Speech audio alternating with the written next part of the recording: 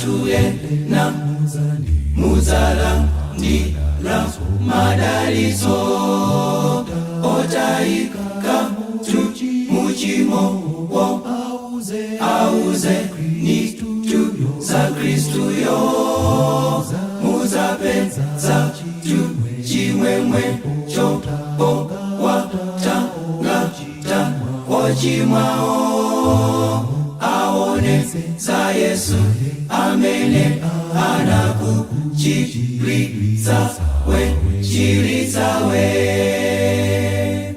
Anthu ambiri asochererabe asowa mtendere ndi nsangalaso. Zusani wochimwa onse aone mwasonyeze njirayo. Tibwera kwa inu Mbuye kuti tiphunzitse za nsisi zanuzo.